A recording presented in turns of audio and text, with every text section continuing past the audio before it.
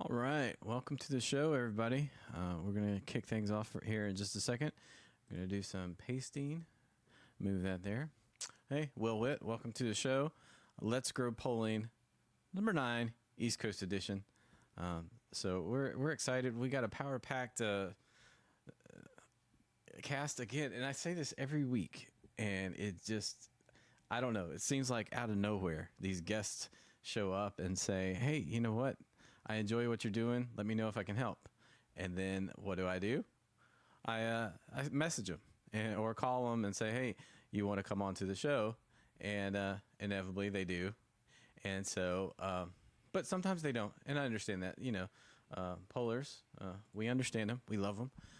Sometimes they're shy. Sometimes they're working on something in the shop and they don't have time to get to us. And we certainly understand that because they're busy. They need to keep things on the track. Okay, so if you haven't, let me know where you're from, and then share this with your timelines so that your friends can know what you're watching.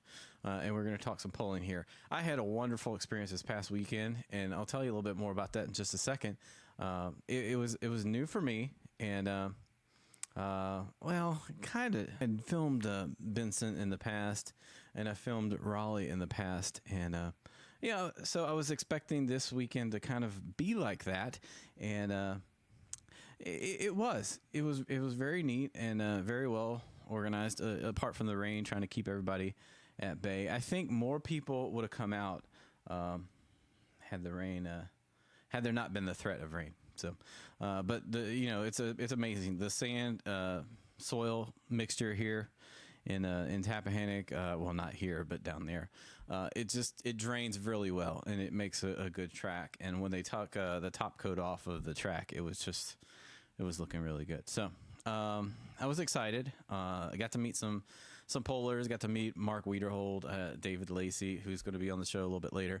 And to meet these people who come into a place that I'm very familiar with and very comfortable with, and then you get to shake hands and meet the crew and things, and it's great. First off, we want to thank Big L Tire out of Harrisonburg, Virginia. They have 5 convenient locations in Virginia to help you out. Check them out on the web at bigltireco.com or 800-289-2445. We also want to thank AED Graphics out of Richmond, Virginia. They hooked us up with hats, hoodies, t-shirts. They're sweet, no doubt about it. AED Customs can make your business stand out from the competition, from full vehicle wraps, custom banners, office signage, company logos, and goal tracking and team building graphics. The possibilities are endless. And they also do bumper stickers for us. So if you adorn those bumper stickers, and if you don't have one yet, let me know and I can put one in the mail to you. And if you see me at an event, come grab one. I always have them on me. And if you do that, you become part of the family. We'll hook you up when we can, and throw you a video every now and then, give you a birthday shout out or something like that. And if I miss you on your birthday, let me know. Hey, dude, it's my birthday. Could you really post some pictures or something? Let me know, because I forget. AED, they'll hook you up. They do PDRA cars and boats, competition like Bass Tracker boats and stuff. So check them out. We also want to thank the Cook Auto Group out of Colonial Heights, Virginia. They've come on to help us sponsor this endeavor and grow polling. These guys pulled modified 4x4s back in the day, and they're going to be having a new one here pretty soon. So we're excited about that. We really, really are excited about the modified 4x4s and the growth thereof. They also are going to have a diesel 4x4 coming out this year, and they're also sponsoring the Dragon Motorsports Group for the modified 4x4 class. So that's very cool. Check them out. Cook, your auto group, your source for Central Virginia auto sales, collision, repair, and towing. 804-451-0290. Will Whitt Productions. Hey, look, we're over 2,100 subscribers on YouTube. We posted last week. We did a lot of Gladys work. It's the first time, it seems like in forever, we've done some stuff. We were backed up on some Berryville. I know some people are asking for Berryville. We'll get to it. Liberty Town, we'll get to it. Carroll County, we'll get to it. We're just really, really, really busy, and that's a good thing. But it's not like busy as in we're bringing in a lot. We're just doing a lot. Tire spinning, if you will. We need the tires to move. Okay, we just released a modified 4x4 video for last night. So that's also, it's good stuff. It's one of my best videos. Check it out on YouTube. It's under Miller's Tavern, May 13th, 2017. So check it out, watch it, and then share it. Put it on your Facebook, on your Twitter, Instagram, anywhere you can think of that you would want people to follow you to watch and join. My Melody hooks me up also through all summer with this new 50 SPF sunscreen from Rodan Fields. We're also looking to grow her team so that we can do more of this stuff too. And at the end of the polling season, I get like this leather neck from all the hot days and the long days and in the sun and stuff, and I use some RNF stuff to bring my skin back to normal. And so I have to repair it. If I damage it, you have to repair it, just like a pulling vehicle.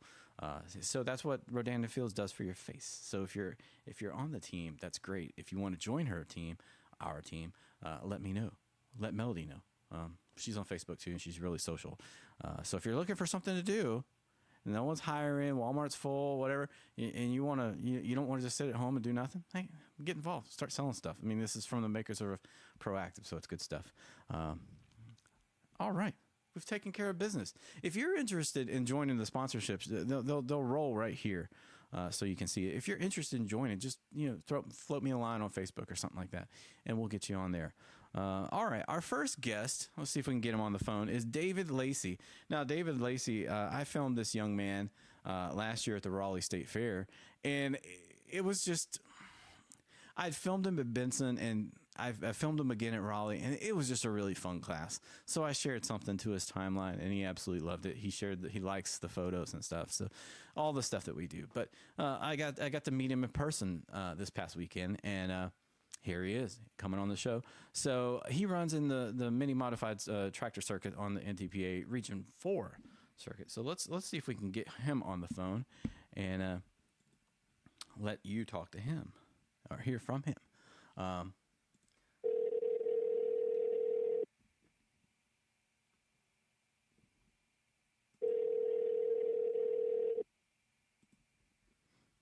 Hello? Hey, is this David? Yep. Speaking. David, this is Will Whitt. How are you? Good. How are you? Good. Did you get a chance to look at everything that I sent you? Yeah, I did, actually. Good. Excellent. Well, I know everybody's excited. I know there's some buzz, sharing on Facebook, the Let's Grow Pulling East Coast Edition, episode 9. So welcome to the show, David. My first question was, what did you pull, if anything, prior to the mini modified class? Before I started into the mini rods, I just did local antique pulls back when I was younger. And the reason I got started in the mini rods was I went to Bowling Green one year. I have been going for years and just happened to see a tractor for sale there, and thought it'd be something new to try and interesting. So we bought one, and the rest is history. You bought one, and now you've got two now. So how'd the second one come about? Well, actually, we run one tractor the next season, which was 2014, just the one. And it was just kind of more starter tractor. It was nothing like the high horsepower tractors that we run today. Right. And it was a great experience to get to run that one. We had a lot of issues with it, but it was a good learning curve for us. And the reason we got the second tractor was a good friend of ours, Scott Tedder, who we got to know really good now, said if you're going to be going down the States, you might be running two. So that's how we got the second tractor. Okay. Now, did he build that for you? He built the motor in it for us. The one black tractor that I won with in Miles Tavern on Saturday, Yep. has a Alan Johnson 41X motor in it. And our engine builder in Canada here, he built the motor for that tractor. And the one Scott built the motor, it's in the red tractor, which is double or nothing. And it's a Hemi. Oh, Hemi.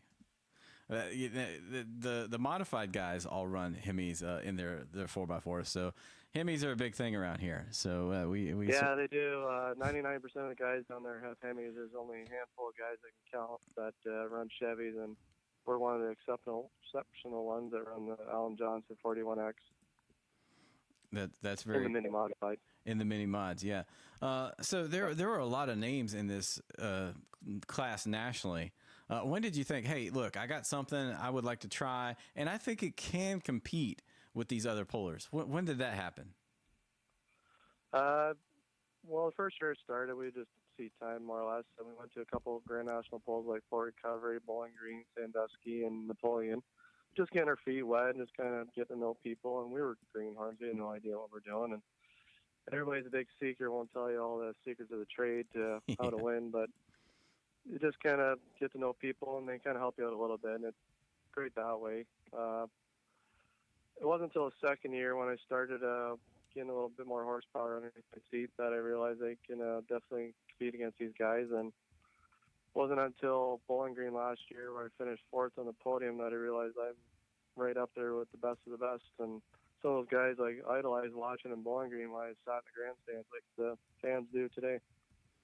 Right. Now, that is kind of a cool deal because a lot of fans, they don't think, hey, there's no way I can do this. Well, this class is not the easiest class to get into. You kind of got to know someone to get into it, but there are ways, starter classes, if you will, that you can work your way into. But man, you just kind of jumped right into it, didn't you? You took a big step.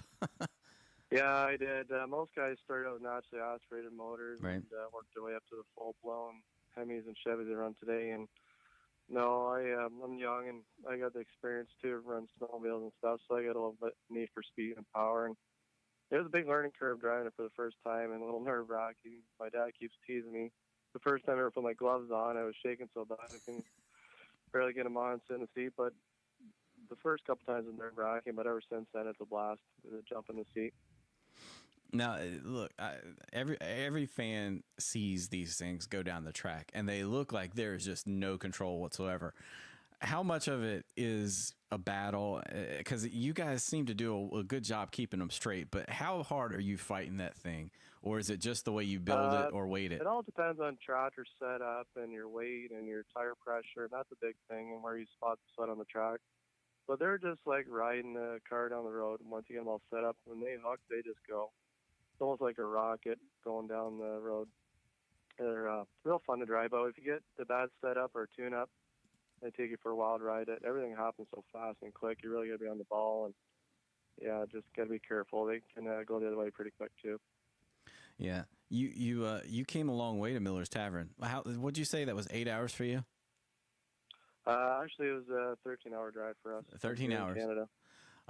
What do you like most about getting up and down the road, seeing and pulling at the new places? What do you like about it? The best part about traveling for us is that we farm, so we like to get out on the country back roads and kind of see some farmland and see how things do differently than what we do here in Canada. Definitely the best part is getting to the pole, and probably the worst part about driving home is when you lose. I tell you, you've got it nailed down. You know exactly what you're going to say. Losing always hurts, but me and the other pullers, when we talk, we're always saying, "Hey, look, if you can load it up, that's almost like a win." Yeah. But it definitely, I understand what you're saying. When you lose, it's always a tough pill to take. Yeah. So kind of, so Miller's Tavern, what'd you think? You got down there. A lot of people are thinking, hey, they're not going to have this pole, and I had people texting me and saying, hey, is the pole still on? And I'm saying, I don't know when the pole was off, but what did you think? Once you pulled into Miller's Tavern, you see this place. What were your first thoughts about Miller's Tavern? Well, the biggest thing I could say about going there is we're 14 hours away and I guess 400 or 500 miles, and we have no idea what the weather's doing down there. Yep. We have an idea what's 4 or 5 hours away, but when you get that far, you get into like no man's land for us. So everything's new. We don't know the area all that well. And once we got to the track, we saw how wet it was, and we're like, oh my God, what are we getting into here? But we were there, and we were just going to make the best of it. And luckily enough, the weather did come around for us, and the track dried out, and they did a super awesome job in the track prep for showtime there. And it was a good hooking track. I was really pleased with it. And we had a lot of fun.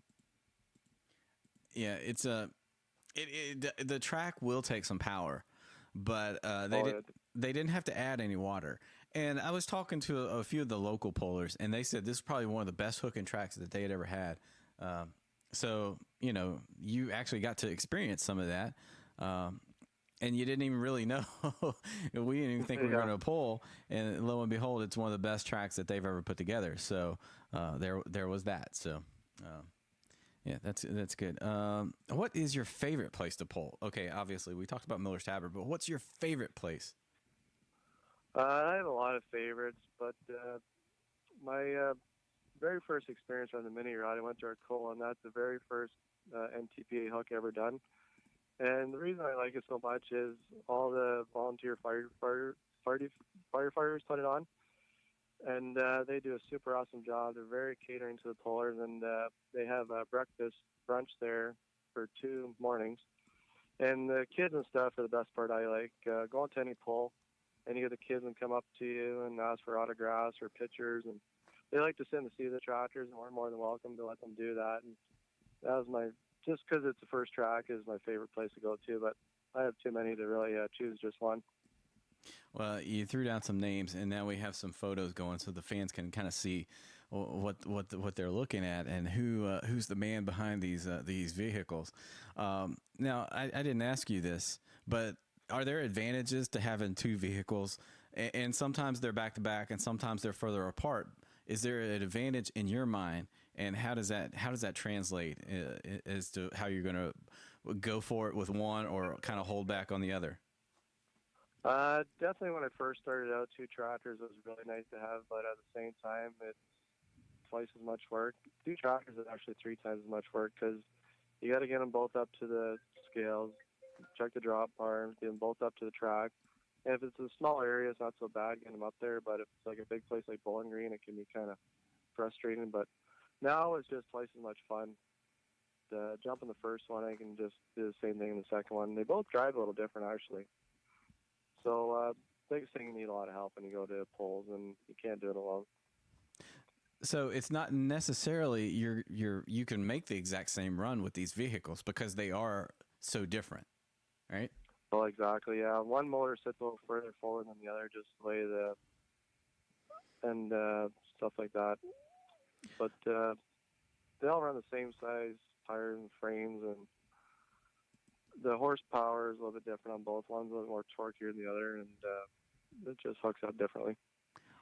Well, they are absolutely beautiful machines, and if you haven't watched them, subscribe to YouTube. I'm going to be posting some videos there, obviously from this, and then going back in time, doing some of the Benson stuff and doing some of the Raleigh stuff.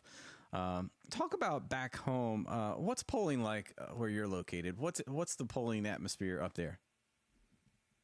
Pulling this way in Canada is nothing compared to what you guys have down in the States. It's 10 times better in the States. The machinery is so much more pristine and well done and put together, where our stuff, it's almost used and run down, and we don't get the spectators that come to the polls neither, just because of the drinking laws up here in Canada. They don't allow anybody to bring in coolers or beer to the polls, where down in the States, anybody can bring in beer and stuff. Sit in the grandstands, have a good time, and up here in Canada, they have to rope off an area, and they call it beer tent, for fans to sit and watch. We want to drink beer. And it's kind of limited to space that way. Like, there's no grandstand you sit. It's all standing room only. But the good pull back in the day was Twin Creeks and Inwood, which is only an hour from where I live. And it actually used to be a Grand National hook for NTPA years and years ago, back in the 90s. And it was one of the best tracks. Pullers actually like coming over here. Any of the old-time pullers remember it. That's that is pretty cool, and you're right. It is a little bit more laid back down here, but we still have beer tents. We have where it's roped off, and then certain polls won't allow you to bring bottles in. That's their rules. You can't bring in bottles. Some say no beer whatsoever. You know. So yeah, we get that, but you're right. The competition vehicles. When you talk about trucks around here, the trucks are pristine. Even if you look at some of the entry-level classes or small block or street outlaw classes, they're done up. I mean, they were someone's pride and jewel vehicle that they just beefed up, right? So you do have some nice machines, and then you have a lot of Grand National machines from where you just pulled in Miller's Tavern. There's about 8, 6 to 8 that run on the Grand National circuit as well. So it's got a lot of heavy hitters in that area, but as well as out west in Ohio though, and Wisconsin and those places, they just dominate with machinery because that's like the farming belt of the nation. So that it makes sense. But yeah, you're right, and it's kind of cool to hear from another perspective because we don't get to hear how the other parts of the world live and pull. You know what I mean? Like I would love to talk to someone in Europe, but you know what I mean. I'd have to get them up pretty early so that they can make the show. Yeah. And we've actually had people listen to the show from New Zealand and all around the world, Germany. So it's kind of cool that the polling community can now follow multiple shows over multiple networks and be more connected than ever, and follow a David Lacey anytime they want. And that's the good thing. Is you don't necessarily have to buy a DVD and wait for it to ship. You can watch it on YouTube or Facebook Live. So yeah, it's good stuff. Hey, David, what is the best or funniest moment you've had or been involved in polling? The best moment in my career so far would have to be Bowling Green last year for the 50th anniversary. Was finishing 4th on the podium. We were just going there for fun, and we had a bunch of sponsors showing up. They were sitting in the grandstands, and we were kind of hoping to go there and finish in the top 10. And there was 48 minis. Right. And the first session we did fairly well, but the tractor that actually finished 4th on the Saturday didn't do so well on the Friday. So we, if we had known what we did to the motor, it would have probably run a lot better. We just rebuilt it before we actually went there, and it was just kind of a crapshoot, saying, hey, we'll go ride, have some fun. And to get 4th place at Bowling Green there is quite an accomplishment. Even a lot of Grand National guys say if you go there and get a top 10, you're doing really well. Oh, that's pretty awesome. What's the funniest moment that you've been involved with? Maybe a funny story of you or your crew or something like that. Good story was when we went to Morley, Michigan one year for the very first NTPA poll there that one of the semi-truck drivers organized. And the Swaws that were also in Miles Tavern, don't live far away from Morley. Mm-hmm. And they were there pulling with us. And at the end of the night, I really didn't know them all that well at the time, but me and Tyler and my dad and a couple other people that were with us went to the bar in town, and we had a good time, and we were kind of drinking a little too heavy, and we were running red lights and hitting stop signs and acting like idiots, but it was all in good spirits and good times. That's it's funny how it all started at a bar. Most of my friends' stories, especially the good ones, that's how they start. Yeah. I was filming Gordyville. Have you heard of Gordyville? Yep. And I was filming, right? And this was for like an hour straight. And again, it was like 25, 26 vehicles in a row in a single class. And so I was filming it, and guys were bringing me something to drink. I realized I had like 10 beers. I've never drunk 10 beers in my entire life, maybe 3 or 4. And I wasn't preparing for that, but I don't know how I got through that night. And fortunately, no one was I wasn't driving.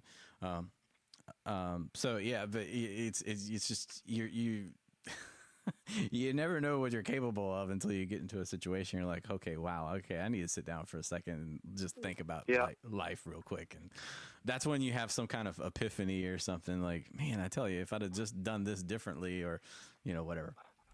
That's good. Alcohol really loosens up the brain cells a little bit. It does. I told my wife, I said, I actually feel better, once I get a little bit in me, but I don't make a habit of that if I'm going to drive. I'm not a big drinker myself, just on occasion. I try to stay away from it and be responsible. Yeah, exactly. Hey, look, I know everybody likes to do the shout outs. Is there anybody that you want to say thank you to for helping out your team? I'd just like to thank Scott Tedder down in Marion, Indiana for putting the motor together and helping us out. He's a super nice guy and really easy to talk to, and been great to help us out pulling. I didn't know anything about reading tracks at all, and he taught me and kind of took me under his wing how to read the tracks and what to look for and how to set it up. And also my dad back at home, he without him I probably wouldn't be doing it, because it's definitely a big financial hit when you get into this sport. And also my uncle Flintstone, he goes to Printer every pull with me, and he just loves it. So without him, I couldn't do it neither. He loves to drive the hauler down to the old pulls, so I can at least sleep and get some rest when we go to these bigger pulls. Right. And all the other friends and family that help us out, they're definitely a must. Very cool. Hey, look, I think we've learned a little bit more about you, and I can't wait until the next time I see you. And I'm not sure when that would be. You never know. It could be. Are you going to Pine Tops this weekend? Yep, I'll be there for sure. For sure. I'm up in arms. I've got people asking me, pleading with me, go to Pine Tops, go to Pine Tops, go to Pine Tops. Well, I can't make it. I'm obligated the first night, but I might make it the second night. But we have a local pull. I don't know. I will be filming. What's that? Yeah, if you're in Pine Tops, definitely stop by and say hello. Yes, I will do that. Definitely, if I'm down there, I will come and see you. You can follow David Lacey on the NTPA Region 4 circuit and check them out at ntpapolls.com. And sometimes you can watch live streams of David and the other pollers on their endeavors as he pulls up and down the East Coast. David Lacey, thanks for coming on to the show. David, you there? Yep. Hey, bud. Hey, did you hear me? I said thanks for coming on to the show tonight. Oh, thank you. I just my phone kind of went sour there for a minute. Sorry about that. Oh, no, that's... Yeah, thank you very much for having me on the show. I'm very much appreciated you calling me and help the fans out get to know me better. I'm a very easygoing person, so don't be afraid to come up and say hello and talk a little bit. I'm more than willing to share information with everybody. Yeah, absolutely. And we want people to be able to follow you. So, whenever you see a video that you're in, just share it, or photos or whatever. That's what it's there for. It's to help people, follow you ultimately. So thanks. I appreciate you coming down to Miller's Tavern, and I will see you soon. All right. Awesome. Thank you very much. Hey, thanks. Thanks for coming on to the show. Appreciate it. Yep. Bye. Well, there you go. That's he's from up in Canada. Isn't that cool? It's very cool. And he came down, and he was just a delight. He won. He got his big check from the check cashing department. I don't know if you see it. They're rotating over here, but they're not good in any bank. But they like those checks, and he's just a super nice guy. Really easy to talk to, and he had some advice and criticisms for me. No, he was very praiseworthy and telling me to keep up the good work and all that good stuff. So we will do that. We will do that. David, thanks for coming on. Now we got the man who ran the show coming in here, and that would be Temple Brizendine. So we'll get him on the phone if I could spell his name right. All right. He's the owner and operator of Dragon Motorsports and a former Region 4 champion in the National Modified 4x4 truck class with his famous Footloose.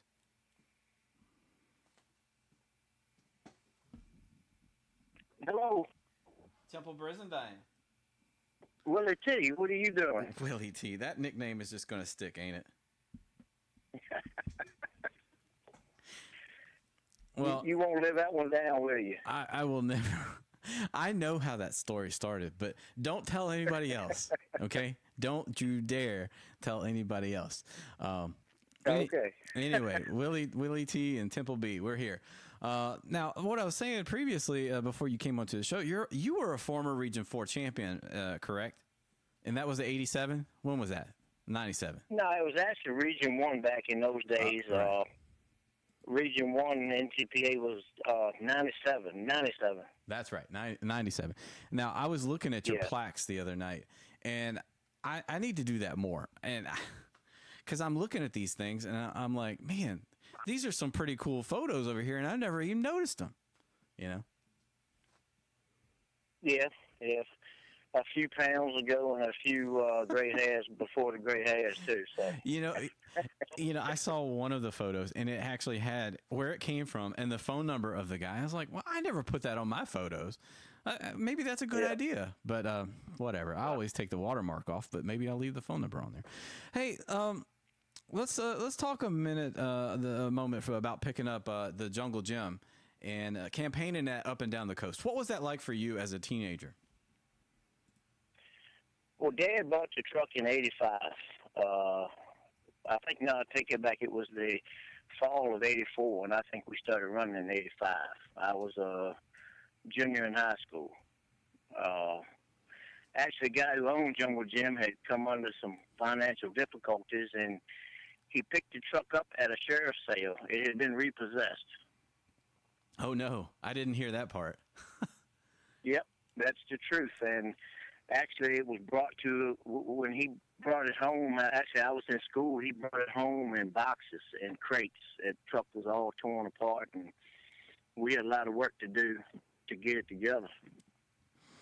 It did have was it the same body on it that's the metal body now?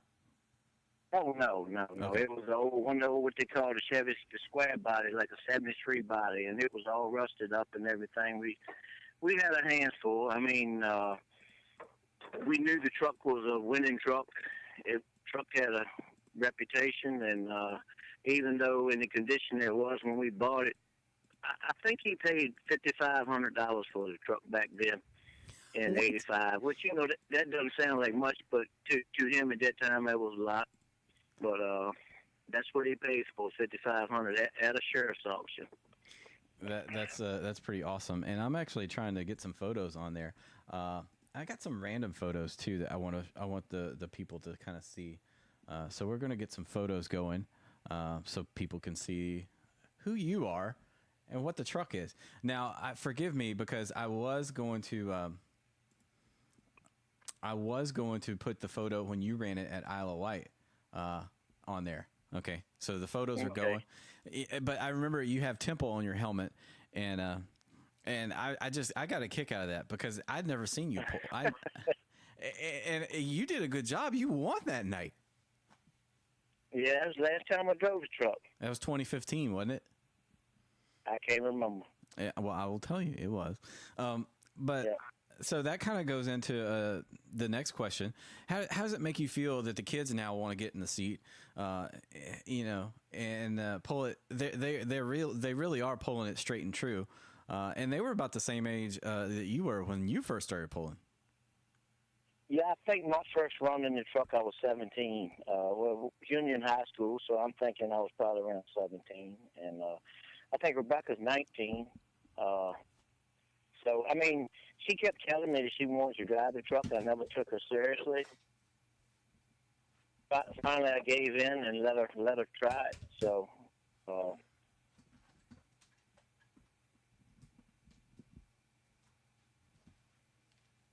you still there?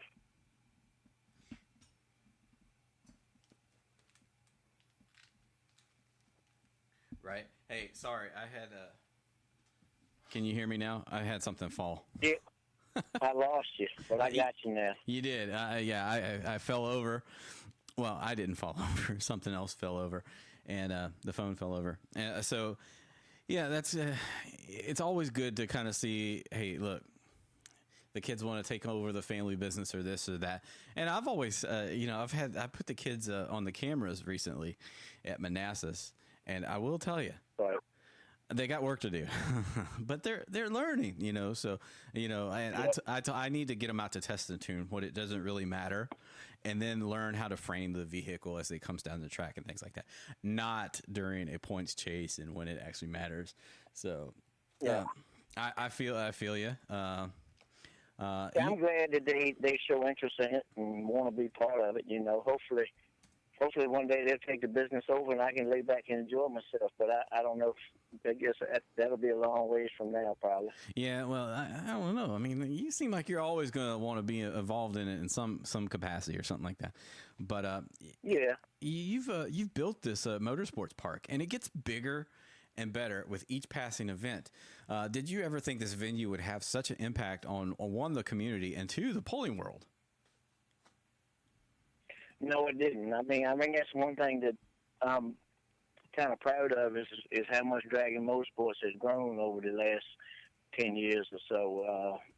From where we started to where we are now, it's been some bumpy roads to get there, but it's going in the right direction right now, and not all by me. I've had a lot of help over the years, and it's something that we're kind of proud of. Yeah, well, I remember I came into my first Dragon Pull. I guess it was 2010, and then I came in around to another one in 2011, and then in 2012, I said, these guys are just awesome. I can't just come around to the fair. I wanted to go to this pull and that pull, so I went to a Southern Showdown, and then next thing I know, I got you on the phone, and then we start talking. It's like we had been talking for an hour, and well, me and John were talking too, and you guys you're an easy bunch to be around. I will tell you, you make it easy to have someone like myself to come in and do what I need to do to make you look good and keep you in the good graces of the polling world. So, and it's a lot of fun. Dragon Pull events. If you don't come out to those, you just need to follow us and then get out to these events because there's some good action there. All right. So my next question is this. Hey, promoting is going good. The fans are packing the stands everywhere we go. If pollers and promoters wanted to do something and say, hey, we want another class, you could have your choice of any class out there. What would you bring to Dragon Motorsports and offer to the promoters? What's the one thing you would want that you think that would do really successful in this region? Well, I think the minis in this area would be a great class. The modified tractors in this area have kind of died down. You don't have many around. No. And the minis, it's just the problem would be building another sled, and I've got enough oars in the water right now. But I think the minis would be a great class for this part of the country. That's my honest opinion on that, is the minis. Yeah, they were exciting the other night. I mean, I think there was 6 or 7 of them, but that's still an exciting class. And that's and it would have been more. We had a couple last minute cancellations, and the weather. To make it sweet, the weather pretty much sucked Saturday. So we were lucky we even got it in. So and I think that kept a few of them away. But I think we'd have had a much better turnout if the weather would have been better. Yeah, not that the coasters chase Region 4. I mean, they're Grand National, but if the coasters would have shown up, that would have been 3. If Vini would have showed up, that would have been a total of 10. I mean, you could have easily with two teams, you could have had several more tractors, and it could have been a bigger class for sure. But I think all in all, they put on a heck of a show. You had the one slam down real hard, but those 2 runs by David Lacey they were spot on. And I was glad that he came on the show to kind of lead into you talking about the poll. Now, hey, so look, did he tell you? He told you he thought that they liked the track down here. I was coming in the house when you were interviewing him, but. Didn't he tell you that they like to track down here? Yeah, he did. He said they like to track, and he said, the one thing about it is being 14 hours away, it's tough to know when that half point is. Well, do we turn around or do we go back or what do we do? Do we keep on going? He said that's the only problem with a 14-hour drive. He said now that we know where it's at. And now that we know what they're capable of, if there's calling for rain or something, it's not even a thought. We're going to be there, but. He liked the grounds. He liked all that stuff. So I mean, look, I thought it hooked real good, and he proved that track would take some power. So I thought it was a good track, and you said it was a good track. So I mean, we knew we weren't going to have to put any water on it, but we didn't know how good it was going to be. It was a good track. Yeah, it turned out pretty good for what we started with. So. The only thing I think I wanted more for you is I wanted more people, and we did some promoting and then the video teaser and things like that.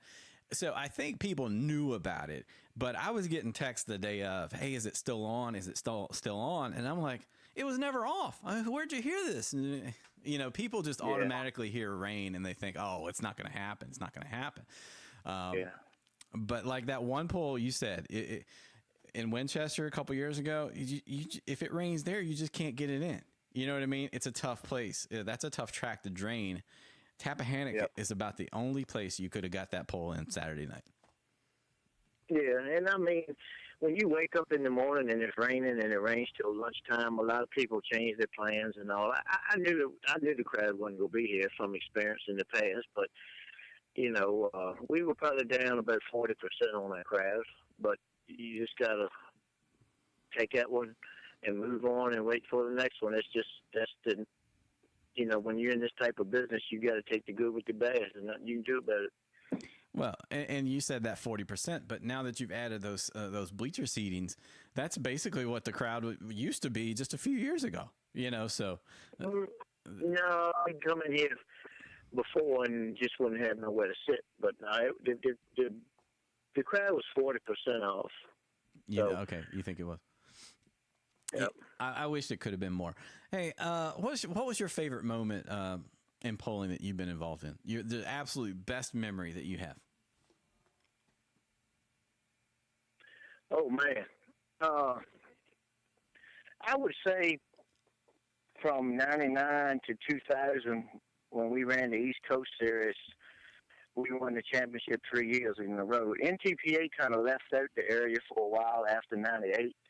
Mm-hmm. And everything went to it wasn't Lucas Oil back then. It was actually the Jasper Pulling Series. And when we won the championship 3 years in a row from 99 to 2001.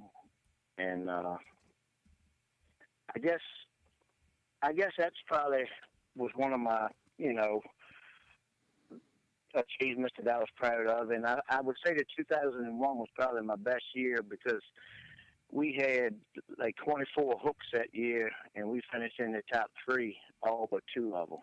Oh, wow. And that was something. Yeah, that was something that I was pretty proud of. And I think those 2 hours out, the top three were both fourths. So, you know, I would say that. And I think in 2000 also I finished third at the Louisville National Farm Machinery Show that same year. So that was some of the things. I think we ended up winning that East Coast Series points. It was 99, 2000, 2001, and I had some problem in 2002, and we won it again in 03. So that was a pretty good run there, 4 to 5 years on that series. And back then, there was a lot of hooks on that series. We were going all up Pennsylvania and Maryland and Virginia, and it was a pretty big series back then. Yeah. And plus, you'd had some years and, you know, a little bit over a decade pulling under your belt. So you're kind of firing on all cylinders back then, too. So that's good. That's really good. Now, the Footloose, you got that truck. What's going on? What's behind the shed? Tell people what's going on behind the shed. Well, some of the old school pullers, the truck I bought was supposed to be Mason's truck for the future. That is, you know, it's got some history to that truck too. That's the old Stitches truck. And anybody who's old school knew who Jim Lyons was. It was probably one of the first two-frame chassis that I'd ever seen. That was back in the 80s. It actually at one time had the engine turned sideways in it. You know, I heard that. And it was called Stitches. It was sponsored by the company that made Calvin Klein jeans. That's where the name Stitches came from. He had good sponsorship back in them days, and that truck was probably a little bit ahead of his time back in them days. But you know, a lot of things on it now, you know, is just outdated. We're gonna have to make a few changes on it, but we hope to have it out there running sometime this season. Oh, that'd be great. I mean, look, we're pretty shy on national trucks. I mean, Lord knows we got plenty of Grand National trucks, okay? But when they're away, you know, you're only looking at what, a handful, 6, 7, 8 trucks. So 1 or 2 more wouldn't hurt anything, I don't think. No.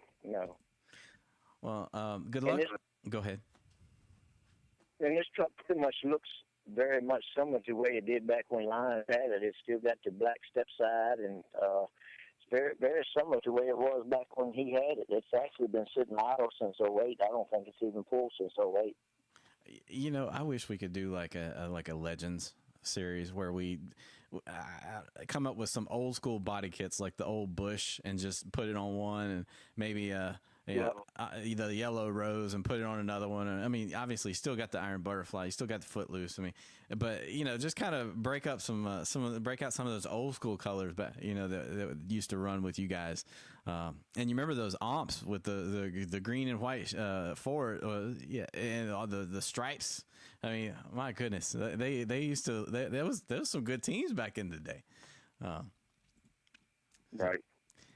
Hey, anybody you want to give a shout out to for helping you grow the business, run it? Here's your time to give kudos back to anybody that you want to say thanks to. Oh, well, I kind of hate to do this because I don't want to leave anybody out, but well, Johnny Shiflett and Grayson English, they have been with me since since day one, and they've always been very supportive of me. And Grayson's been a great friend to me. So as you know, he's been with me a long time with this thing, and SB Cox, Barbie Cox, he's helped me a lot in the past. Yep. And you know, I don't know. You know, my dad, he helped me a lot when I first got started here with the tractors and stuff. And, you know, then John Nichols, he came on board, you know, later on, and he's helped me out. He's better with the PR stuff than I am. And he's been a great announcer and helped me a lot on the side with stuff. And you can't leave Hot Rod out. Hot Rod started running the sled for me probably about, I can't remember what year it was, but, you know, he's the reason we've got 2 sleds and can take them out and work 2 events in the state at the same time. Yeah. So, hey, I mean, I know I probably left some out, but, you know, that's some of the ones that's really helped me. Well, we can put them in the program. And give a shout out to them there as well. Hey, someone asked who built the new sled. That was a Brad Cutchin built sled, right? And yes. How is the new sled? Someone asked online, how's the new sled? What are your first thoughts? I really like it. I mean, like I said, it's just like somebody's got a new pulling vehicle. It needs to be tweaked a little bit, you know, as far as getting everything set just right. But, you know, it's going to be nice. The pulls ever like it. You know, it's I like some of the features on it. And Brad and I talked a lot when we built this sled. We incorporated some new things into this one, and the other night was the first time we'd really hooked real horsepower onto it, you know, at an event, and it seemed to handle it real well. We were off on our settings a couple times, but, you know, I think it's going to be great. Yeah, I know Crystal Wilson and Tommy Williams had ridiculous runs first off the bat. I mean, those 2 runs were yeah, they were impressive.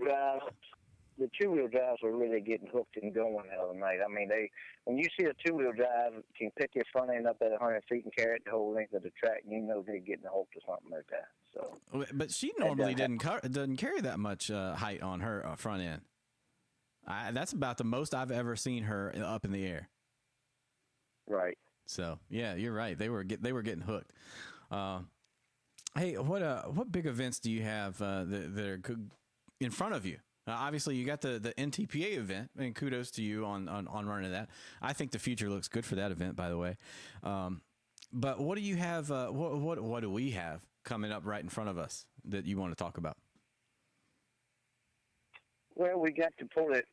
Everybody kind of likes to go to the Port of Lynchburg. Lynchburg's always a good track and a nice facility there. That's coming up the first part of June. Yep. That's and the Port of Lively this coming weekend. You know, Lively's a place that's been with me for probably 10 years now. And, you know, when we first started going over there, it was, you know, and it's built its way up. And last few years, they've been getting some decent crowds over there at Lively. And I'm glad for them. You know, that's not a bad place to go either. Yeah, and they're not having the 62 nationals, right? Those are not. No. It's the 64 No, pro most stocks. of the Go ahead. most of the 62 nationals will be at Pine Top this weekend, so it's just not a good week. Everybody's asking me, "Are you going to Pine Tops? Are you going to Pine Tops?" I just don't know. I mean, because I've never been to Lively either. You know what I mean? Right. I will be filming someplace new this week. I just don't know where it's at yet. Yeah. So we have Lynchburg, and then we have EO's place up in Orange. That's a big one coming up, and then we have the Rockingham Summer Nationals. That's that. I mean, and then you got the benefit poll. So I mean, you got a lot of stuff going on here pretty soon. We're about to get busy. That poll that Adam Ritchie is doing up at Harrisonburg should be a big event. I mean, I think got just about every class up there that we have, and he actually called me yesterday and is considering putting the nationals in at that class, that show that's June 24th, I think. I offered him some matching, and I said, look, if you get some matching, I will put up some money. So I told him it meant a lot to me, and I even gave him a wheel standing monster truck guy's name. So who knows? He might have them all there by the time it's all said and done. But it's not for lack of trying. So. Yep. You can follow Temple Brizendine and Dragon Motorsports on Facebook and DragonPoles.com. Temple, hey, thanks for coming on to the show. I've been asking you for a while. It wasn't that bad, was it? You twisted my arm for about 2-3 weeks, didn't you? Well, hey, look, it's good. It's good. I know. I'm not that good of a salesman, so I have to just hit you with consistency. Okay, so, but you can. Yeah, we appreciate what you do. You know, anybody, you really put a lot into trying to grow the sport, and I think what you named your thing, you know, was it Grow Pro, you know, I think that's, you know, we appreciate what you try to do, and it doesn't just help me, you know, it helps everybody. Well, yeah. If it helps you, it helps the promoter. If it helps the promoter, they get the classes. The classes help the pollers. You know, purses grow. You know, attendance grows. You know, they can have more classes, and then that helps everybody. And then that helps the benefactor, which it may be a fire department, EMS, a Ruritan club. You know, people don't realize that there are people working volunteer to make this poll and put these things on. And it's going back into the community 9 times out of 10. So, we try to tell that to people every time that we get a chance. So, thanks for giving these members and clubs something to help grow and ultimately give back to the community. So, I think we're doing it the right way. And if I can do more, let me know. I try to be a champion for Dragon Motorsports and help grow not just Dragon Motorsports, but polling literally up and down the East Coast. So we've had some other promoters, you know, up in New Jersey way, and we've had Kenny Rippion up from Maryland. So, you know, anytime I can talk to someone and help grow their poll or league, I'll do it. You know what I mean? Yep. Well, you put me on the spot earlier about people who's helped me out, and I left one very big part of Dragon Motorsports out that I knew I was going to do it if you asked me, was Kenny Gibson. You know, Kenny Gibson has been with me. He has been with me from the start, and I don't think I mentioned him a little while ago when we were, and, you know, Kenny's the laser guy when we need him, and Kenny does whatever we need done. And he's another one that we definitely could not do without. So, do we still use laser on the hammer only, or how's that?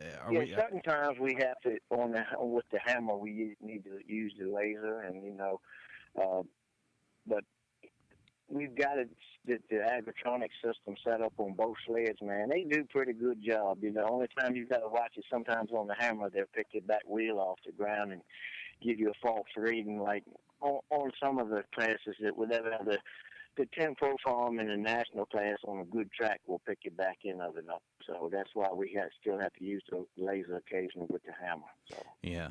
Now, the one thing I haven't asked you, and this is going to kind of put you on the spot, but the one thing about the NTPA I noticed is they go 3 places behind the zero. Is that why do they do that, and why do we only go 2 places?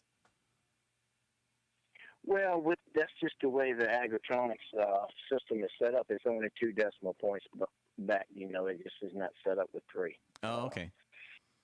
Now, I think Kenny, when he does the laser, he could probably go to 3. I don't think it would be any big deal for him to go to 3. Okay.